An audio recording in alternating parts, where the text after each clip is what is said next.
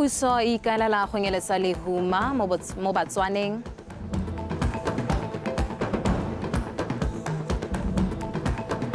Puso e kopiwa go tsenya mo tirisong melao e ka kganelang dintsho tsa bana le go lathiwa ga bana.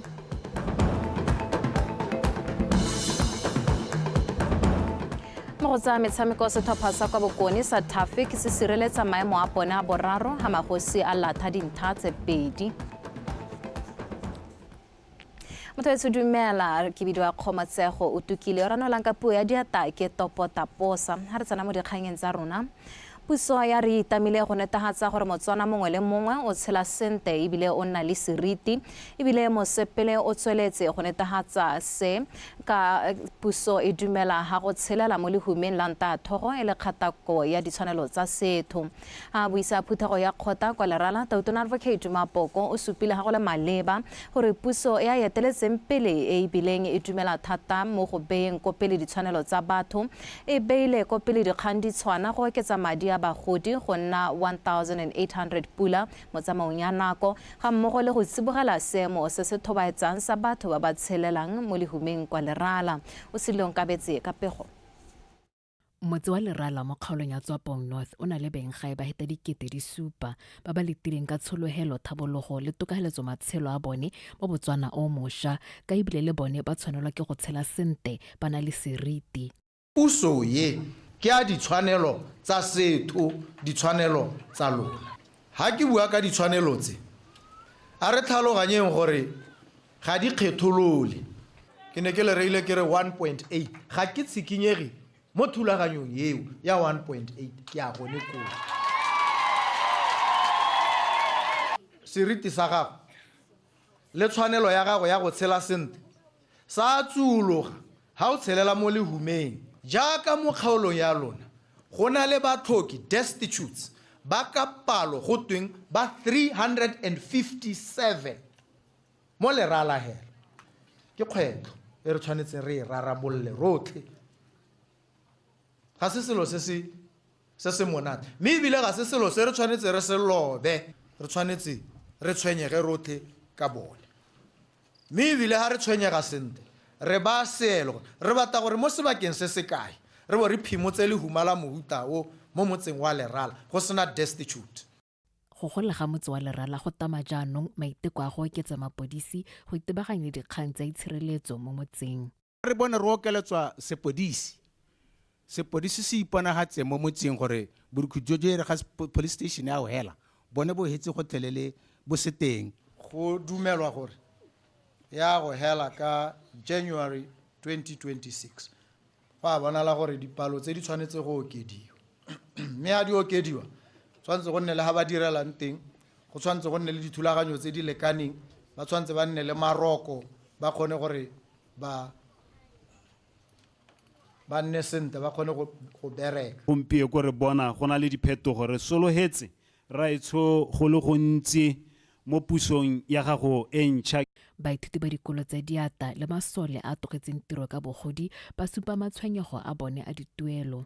Le nna ke Tautona ya la sekolong sa Tswapong Bokone Brigade sala ka re soloheditse mo 1.9 from August go ya ko pele ba di brigades ba tla ba le bone ba tsa 1900 ga ra direlwa sente ga re sa re tswa mo tiro ya rona ya sesole ra kolotiwa go ta rarabolwa ka gore nna ke rile puso e se ka ya seka le ope ha ile gore ke yone e mo hoseditseng e batle tsela ya go buisana le ene kgang e rarabolwa ke dumela gore le yone ya masole ba ba dule mo tirong e ta lejwa ka tsela e ntseng jalo o transforma ipelegeng wa e baakanya o hukuditse metsi gore o bontse o tsweletse o ntse o re go baakangwe melao go ntshiwe e leng gore ya re kgoreletsa go dira tiro selo se ga se gore ga re se bone. Tautona o a ga totomatsa seabe sa go rotloetsa bana le banana ka ditsela tsotlhe ka dumela e le bone temane ya thwathwa e ka agang isago e letsegang ya lehatshe.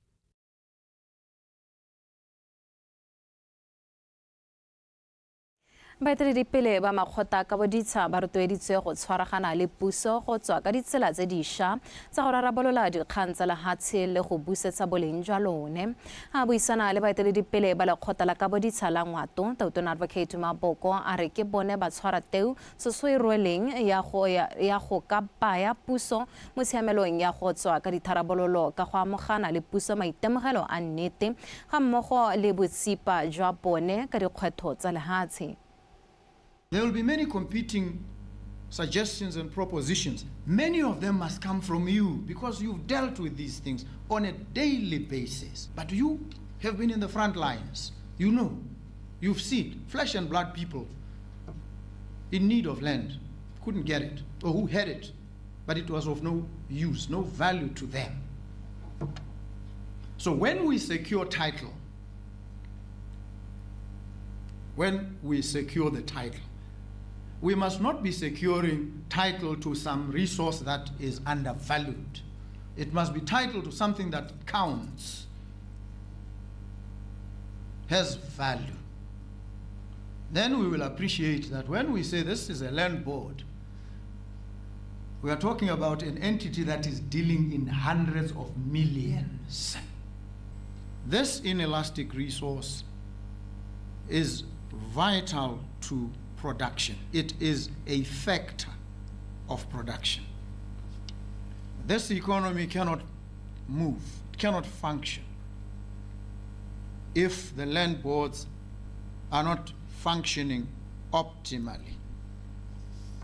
We need to have a different system, a new hybridized, if you may, tenurial system, so that people can hold land and hold it in perpetuity that runs in their families, and it is part of the wealth. The chain that exists between us and those who at the end of the day approve, then we can allocate. A way chain once the chain is cut, the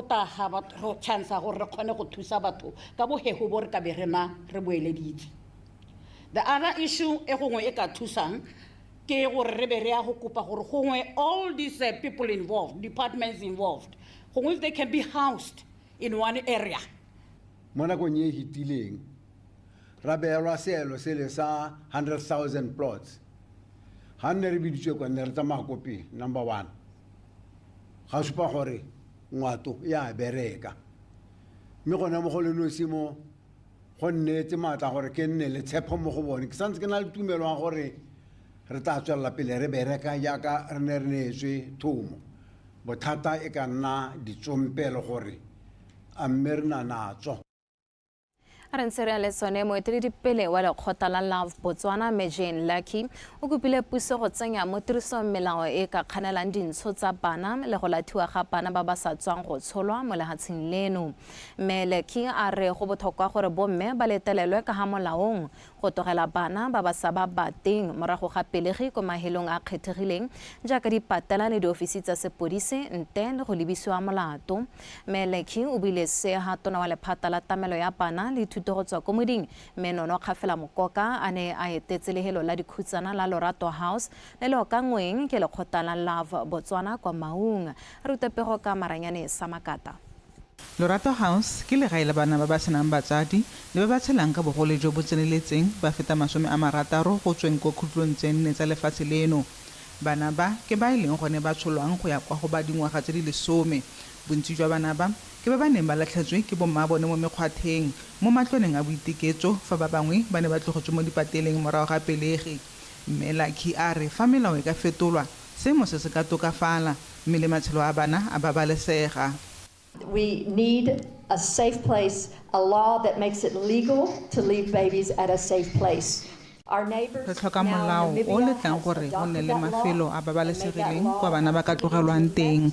Lefatshe la Namibia le setse le simolodisitse thulaganyo e fa bomme ba kana le kwa ba ka isang bana teng ba ka dira jalo ga gona mme yo ba tlang go tlogela ngwana wa gagwe mo mebileng. If a mother feels that there are options, no woman wants to leave her child, no woman wants to abandon her child. Tona o ne a kgolela lekgotla la Botswana tiro e ba e dirang go babalela matshelo a bana mo lefatsheng leno. if we have volunteers to take care of our abandoned kids, what is it that the nation is doing to follow? a ipotsa gore fa baithaopi e le bone ba tlhokomelang bana ba ba latlhilweng puso ene ya reng ka kgang e ke batla go gatelela gore lefatshe la rona le na le tlhagalo e ntsi thata mo baneng selo se ke sa se tlhaloganyeng upon kids is unfathomable. And I don't even understand why kids must be neglected. o ne a tswelela a kopa gore bomme ba tlhokomelwe ka go le gantsi ba iphitlhela ba le mo pitlaganong ya go tsaya ditshwetso tse di sa ba tsweleng mosola ka lebaka la go tlhoka kemonokeng e maleba. We must make sure that we make the nation understand that when a woman is expected, re le lefatshe re tshwanetse ra tlhaloganya gore fa bomme ba imile go na le diphetogo tse dintsi mo mebeleng le mo meweng ya bone segolo jang mo lefatsheng le mo go setseng e le selo modiro go latlha bomme ba ba imileng. Re tshwanetse ra bua dilo jaaka di ntse mo lefatsheng leno ga go latlhiwe bana fela go simologa ka bomme ba ba imileng, which does not only abandon children but abandon expectant mothers. lephata le itlamile go tshwaragana le makgotla a ikemetseng jaaka la Botswana go a thusa go tswelela ka go atolosa ditlamelo tsa go tlhokomela bana ba ba tlhokileng lesego mo setšhabeng. Maranyane Samagata, BTV News, Maung. Makalana a ikemetseng ka nosi a ntse sopo sengwe go thusa puso ga go tlhokegang teng jaaka setlhopha sa badiri sa Botswana Defence Force sa 224 Battalion Infantry le company ya dipente ya Dulux ba ntšhagatsa dikago tsa sekolo sa Francistown Center for the Deaf. A amogela dithuso tseo mo palamente wa Francistown South re Winter Mulutsi a re wa kgotse tota tshwaragano ya makalana a ikemetseng ka nosi le puso go tlhabolola matshelo a baithuti. A rutepego ka go šwafatsa dikago tsa sekolo sa Francistown Center for Deaf Education go tla tokafatsa selebego sa sekolo gore lefelo la borutelo le nne le le phepa ebile le siametse baithuti. Dithuso tse di tla imolola puso ka jaana e ka seke dire ditiro tsotlhe tsa ditlhabololo ka nako e le nngwe mo nakong e mo go yone letseno la puso le wetseng tlase. Let me appreciate the BDF, the Botswana Defence Force, that is, and Dulux Botswana, for embracing the spirit of philanthropy and patriotism. The conception of the project. Ke leboga ba sesole le ba Dulux ka go supa mowa wa bojang mmogo le kgathalo. Se ke sekai sa bontle jo re eletsang go bo bona bo diragala mo Botswana o mošwa. Puso e ka se dirise e le nosi. Re tlhoka thuso go tswa mo bathong, dikgwebo le bana le seabe. Every one of us, because the government will not do the needful within the shortest period. Gore tiro e wediwe ka matsetseleko sesole sa Botswana se ntshitse badiri ba ba rutetseng go penta fa company ya Dulux sabe sa yone e nile di dirisiwa tsotlhe tse di tlhokegang le itutuntsho ya badiri mme makalana a mangwe a ntsha meriti ya dikoloi. The objectives of this initiative was to brighten up this center, and with the high quality Dulux paints. Mono wa tiro e ne le go ntšhagatsa sekolo se gore baithuti le setšhaba ba ikutlwe ba amogelesegile segolobogolo ba ba ikaegileng ka sekolo se ka thuto le dipuisano. And to the community at large, especially those who rely on this space for communication, education and support. Se se dirilweng ke makalana a ke go supa lorato mo baithuting ba ga mmogo le go tlotlomatsa seabe sa boithaopo go direla setšhaba go fetola matshelo a bone. Okay, so this transformation of the school goes beyond just aesthetics. It's a fresh. Tlhabololo ya sekolo e feta go se kgabisa e tla nna le seabe mo botsogong jwa bana jwa maikutlo e ba fa tshepo le tumelo ya gore le bona ba ratiwa ebile ba engwe nokeng. They are valued, supported and deserving of a beautiful place to learn and grow. Sekolo se amogela baithuti ba ba tlhoka kutlo mo bokone jwa lefatshe leno mme baithuti ba kopilwe go tlhokomela dikago tse gore di sologele molemo le ba ba tla tlang kwa morago. Ke di bonye le kalake BTV News, Francistown.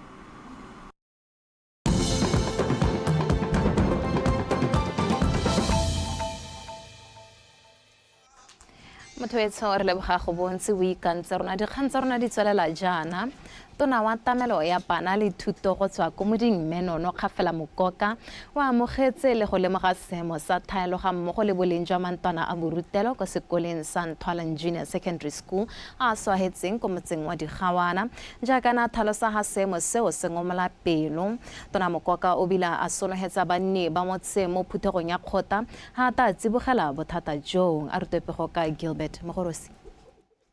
Morago ga go etela kwa sekoleng se tona o ne a supa ha a tshwentswe thata ke seemo sa matlwana a borutelo ga mmogo le tlhaelo ya one ka re seo se kgoreletsa thuto ya bana hela thata gore bana ba ma-form 1 ba tshwantseng gore ba nna le first hand experience ya gore tota ba itumelela gore ba tsena mo junior secondary school bo ba kgatlhantshiwa ke go rutelwa ka tlase ga ditlhare ba kgatlhantshiwa ke go nna mo di-hosteleng tse di senang dibete tse metsi a di-sewage tse di flashang beke a nkgang ga o hetang teng ao nya ba ga e somma ke kopeng maitshwarelo ha re santsene re eme ka goromente ga ana madi gongwe le re letlelele re tla ka di-structure le ha e le di-porter camp tse di bulegileng gore bogolo bana ba nne ka ga go babalesegileng teng ka porter camp e ba kantsweng sentle e le classroom e le a temporary measure ntse le mo phuthegong ya kgotla mo palamento ya kgaolo e bileng gape le motshwarela tona wa tsa lehatshe le temothuo Dr. Edwin Dikoloti o ne a tlhalosa ha puso e semeletse ka go rulaganya le go tlhama tsamaiso e maleba mo mererong ya temothuo e tlhabologileng go ka tokafatsa matshelo a Batswana gone mmebile gore o naga wa akanya gore kana policy ya temothuo e na le dingwaga di hitile 30 mo dinakong tse di botlhoko tsa phetogo ya loapi nako itsile ya gore re leme re tlhaloganya gore mo dinakong tsa phetogo ya loapi Carl Story re tlatlameletse ka bokete jo bo seng kanang ka sepe ke batla go le tshepisa gore mo ngwageng tse 3 yone Carl Story tshwantse gore ha go padile ebe e listilwe mo Botswana Stock Exchange bani ba ne gape ba supa le go tlhalosa matshwenyego a bone re lebogela tsela ya sekontiri tona ba ithetse re ga ya ka nna dinane ba e dira yana ebile o ntse o le teng wena beula no ntse o re e sologetse ra go leboga o ithetse sekontiri re relela hela re tsaya kudopo 5 minutes a gore se re tsene gone jaanong jaana ka kwano ra re na le temo le tlotlo di thole tlotlo tse leng gore go le motshega gore thole tlotlo ga rena go benefita mo go yone ka ntateng ya ditsetlana tsa teng jaanong kere e re le sekaseka le re boneng gore a o ka se ko tla stare metse ka kwano ye gongwe e bonne boagelonyana ka ga dipolaseng tse di ka hatse e ntse le mo mosepeleng wa go tlhabolola le go aga thuto ya lehatse leno tona Kgafela Mokoka o ne gape a rotloetsa setšhaba go nna pelotelele le go tshwaraganela thuto ya bana le puso go bona maduo a itumedisang mo dithutong Gilbert Mogorosi BTV News Digawana setšhaba se kopile go ithokomela le go itshireletsa ka malatsi a boitapoloso a papolo ya morena go thogogaletsa ba sepodisi tiro kopo e dirilwe ke mogolwane wa kgaolo ya sepodisi ya bothano Superintendent Molefe ko Maung ka Labobedi ga go rapelelwa pabalesego mo banneng ba motse wa Maung le ya mapapi ka malatsi a Paseka Superintendent Molefe a re jaaka motse wa Maung o etelwa ke matshwititshwiti a batho ka malatsi a boitapoloso borukhuthi le jone bo ya magoletsa a re utoya Maretha Kaisara ka dintlha jaaka bontsi jwa batho ba etela motse wa Maung go ta go ipelela malatsi a boitapoloso a Paseka ka ditsela tse di farologaneng di akaretsa go bogela mabelo a dipitsi go ipela mo dikerekeng le go itisa le ba masika le ditsala go nna le mosuke o bakang koketsego ya borukuthi ka jalo sepodisi sa Maung se bone go le maleba go phutha baruti go tswa dikerekeng ka go farologana le banni ba motse go ta go rapelela diemo tse ba go le dipitsi ka ha sami dipiga Batswana botlhe ba to ba retetse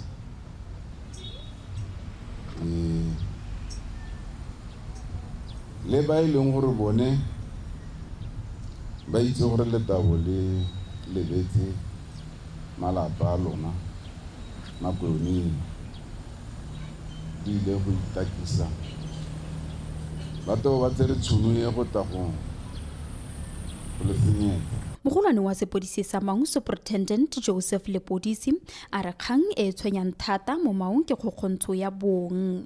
Kana ha re diriwa ka sekuku se rwele melato makana mathata a mantsi.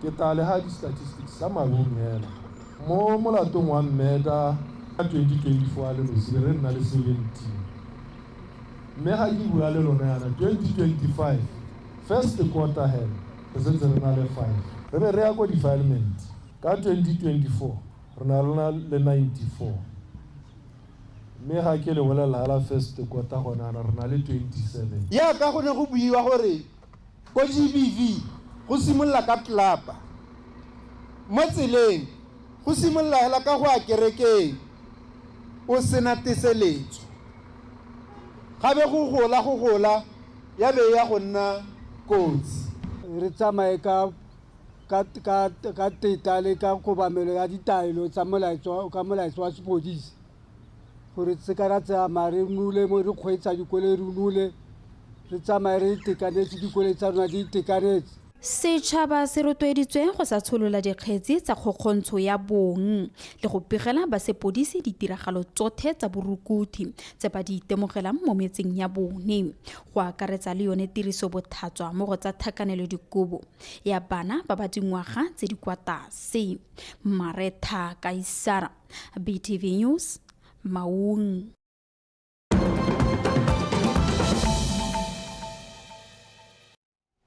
Motho a re thodimeletsa mahatshe a sele mo ntweng ya maragana teng kwa Sudan mookamedi wa ditsuludi tsa Rapid Support Forces kana RSF a re batata ka leano le lešwa go tsisa goromente yo mongwe wa lehatshe leo. Botsamaisi jo bo eteletsweng pele ke RSF bo tla busa mo dikarolong dingwe tsa lehatshe la Sudan go akaretsa le kgaolo e ko bophirima ya Darfur go dithaselo tsa bošeng jaana tsa setlhopha seo se bolaileng batho ba heta 400. Ntwa e ne a dira gore batho ba le dikadike tse di 13 ba togele magae a pone go akaretsa le ba le dikadike di le 4 ba ba neng ba tshaba ko lehatsheng leo ba ya ko mahatsheng a mapapi. Lekgotla la bathabani la RSF le lebisitswe molatong wa bosethogo mo bathong ba Sudan go akaretsa dipetelelo le dipolao tse di bakilweng ke semorahe tse di kgathanong le melao ya setho. Motho o nterena mere di bele phegelwana go no ho njana re tswelele le tsa metshameko tumompatane we mesente go godinela.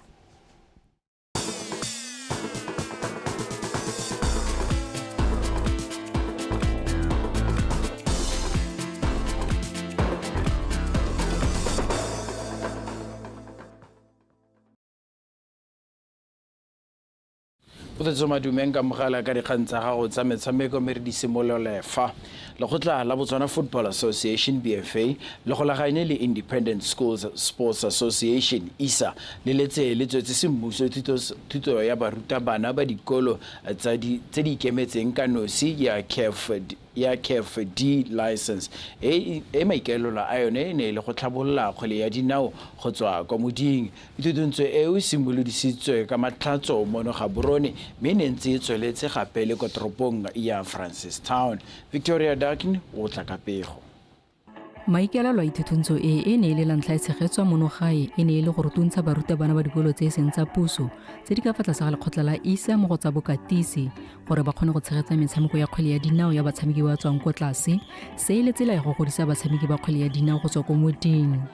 Grassroots jaaka leina le bua ke foundation ya bolo ga re bua ke dirile tagline e le gore ke batla gore e anamisiwe le yona ko Zabrase coach ya Zabrase enare he is winning the next game rona ra re winning the next decade bana ba ntse le bona ba tshameka ba bo between 9 and 12 ra re tsa 10 years to develop a player into an elite athlete.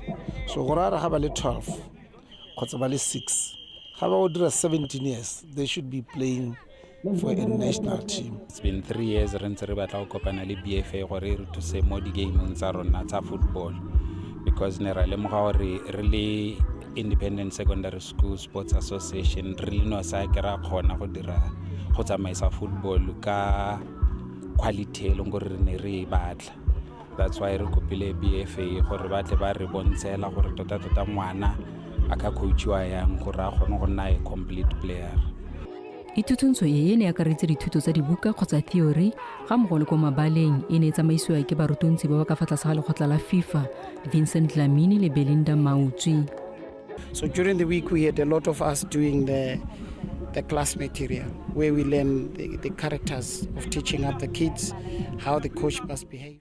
Beke yotlhe re ne re berekela thata mo dibukeng ko re ne re rutuntsha bakatisi gore ba itshware jang fa bakatisa bana. Re ne gape re na le morutunsi yo rutang ka tshireletsego ya batshameki ka go le botlhokwa thata mo dinakong tsa gompieno. Ke tsaya ke re le barutabana ba itumeletse ithuthuntso e. Is one of the things that is important this time around. And I think the teachers had the privilege to get such hand-line from FIFA. Baithuti ba bane matseneletse ithuthuntso e ba supile fa ba itumeletse ithuthuntso e ka ile mosola fela thata ebile tla ba thusa go ya pele. Very, very helpful information for us coaches, especially that personally where I'm from, I coach under 9s and under 13s. Ke dithuto tse di botlhokwa fela thata mo go rona re le bakatisi segolo jang ka kwa ke tswang teng ke katisa bana ba ba ka fa tlase ga dingwaga tse di bofera bongwe le tse di 13. Dithuto tse di ntlhatlheletse ka maele a gore ke katise bana jang go ntsha in a way that maximizes the use of time, the use of space, and the use of the equipment for that benefit. Baruta bana ba le 26 go tswa mo dikolong tse di potlana le tse di kgolwane ba ne ba tseneletse ithuthuntso e mo go bone ba le bana e le bomme fa ba le 22 le borre. Maikerelo ke gore morago ga ithuthuntso e dikolo tse di tshegetse metshameko e le mmalwa ya batshameki ba dingwaga tse di kwa tlase. Victoria Dakin, BTV Sport, Gaborone. Setlhopha sa Mochudi Center Chiefs se latlhile dintlha morago ga go tshameka maleka a dino tse pedi. Setlhopha le se se mo boraing jwa go rengwa ke selepe sa magagane sa Chadibe FC mo motshamekong wa league ya FNB Premiership o ne o tshamekelwa kwa lebaleng la Royal Area kwa Tlokweng. A re bone dintlha tsa motshameko o. Setlhopha sa Chadibe a re bone Jackson Lesole wa go ntsha motho be go te onside PK ga o fose motho o dile mo dikoteng bona pako a ba ya tla ya le letloa PK ga o fose a ba ra jalo re pontsho mo le amorare tanki ra ke a bonga go bomphile sebaka mo tsatsing la gompieko ramela kopela ba le ba senka jalo the striker Maven Moyo ya ba re thelela. You are looking at Tebagai. Bona ba dirile jalo a free give Moyo an equalizer tshamekile ka sebaka magole baleng a re bone mofokeng a difficult to handle ga tsogile sentle tso sa matlho batla motho wa go sala mo go thatanyane re sa ba ka batla jalo Jackson Lesole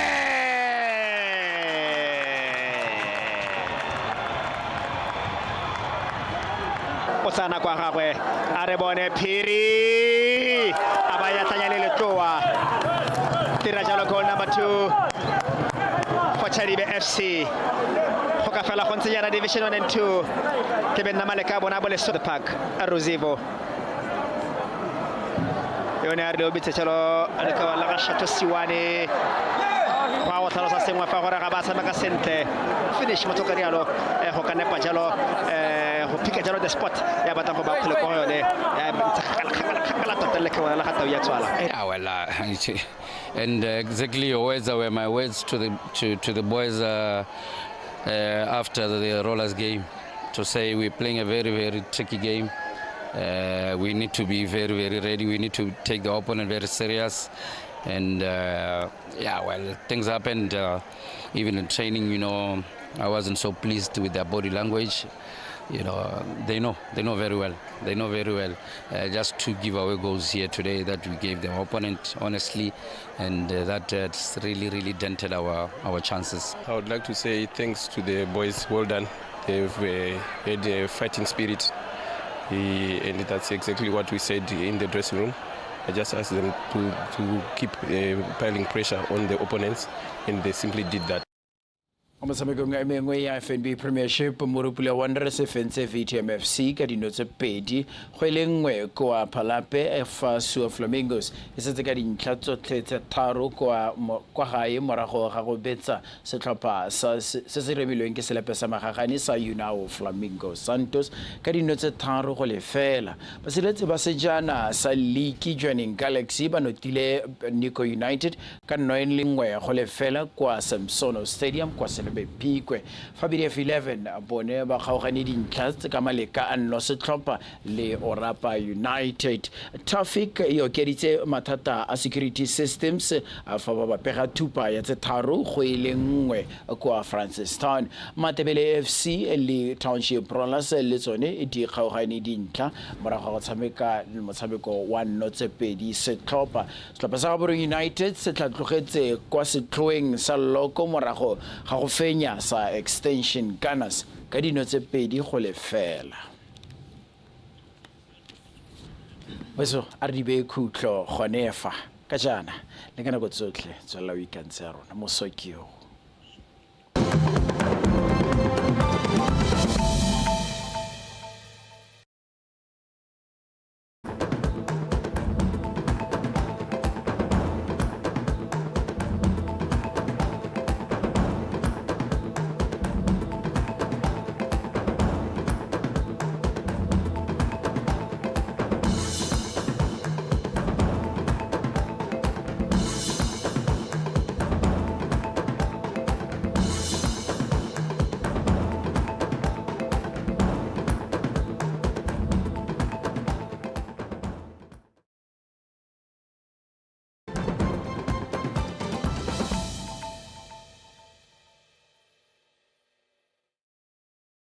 The fact that our BHRDS theme this year was celebrating a very important